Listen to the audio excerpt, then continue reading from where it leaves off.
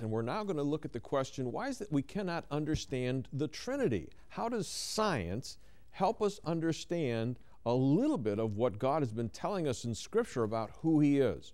Hugh, help us out. Why is it we have a problem understanding, first of all? Let me begin, John, by pointing out that the Scriptures say that no one has seen God. Paul says in Timothy that it's impossible for anyone to see God or to touch Him. Yet Jeremiah tells us that God fills the entirety of the entire creation. It's a God who is closer to us than we are to one another. Nowhere can you go where God is not physically present, yet we can't see Him or touch Him. Mind-boggling concept, but to help us to visualize that, I brought with me today a severely handicapped couple, namely Mr. and Mrs. Flat. And their handicap is that they only have two dimensions, length and width. They do not have height. And I'm going to put them in their universe, a universe that we can call Flatland, where there's only the two dimensions.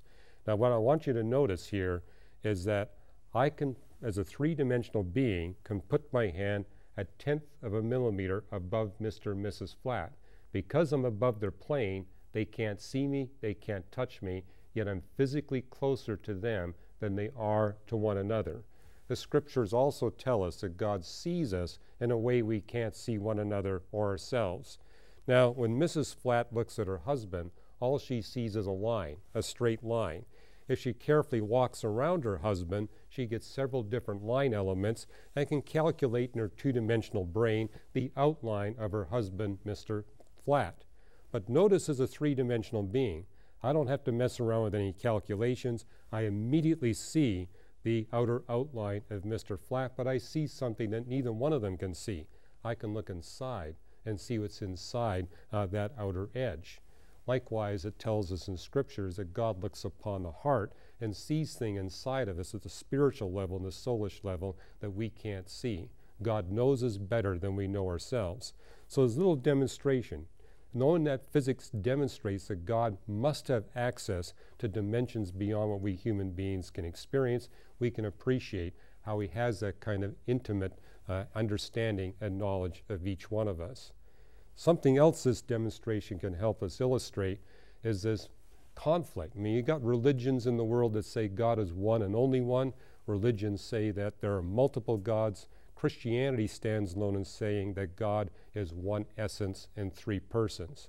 Now, for example, what I could do with Mr. Flat is poke a single finger through the plane. The only way he's going to be able to detect me physically is if I come into his plane, just like Jesus kind of came into our realm in the incarnation.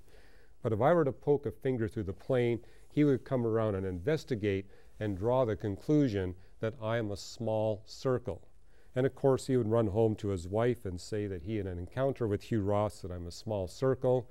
And then the next day, I could visit Mrs. Flat, but instead of putting one finger through the plane, I put 3 fingers through the plane. She would come over and investigate and draw the conclusion that I am 3 small circles. And of course, she would rush home to her husband and say, I had an encounter too, and you're wrong, my dear husband. He's not 1 small circle, he's 3 small circles. And we can imagine that Mr. and Mrs. Flat would have a theological debate that would run on for several hours. Then come Sunday morning, she goes to the church of the 3 circles, whereas he goes to the church of the 1 circle. Both of them failing to appreciate that when I was putting 1 finger through the plane, or 3 fingers through the plane, or 2, that all those little circles they were seeing were part of a single closed 3-dimensional surface that we know as my hand. So that's an illustration how in one context God could be 1, in a different context he could be 3. Now, this doesn't illustrate all the characteristics that the Bible talks about in the Trinity, but it does demonstrate if we allow God to be as big as what the physics declares, then you can have God as 1 essence and 3 persons. It's not like my mother said before she became a Christian, that the Trinity is a mathematical contradiction or impossibility. It's only a contradiction if we put God into the same confines as us human beings, the restrictions of just length, width, height, and time. But it's not just a God that fills the entirety of his creation, it's a God that transcends his creation and is no way limited by his creation or by the space-time dimensions.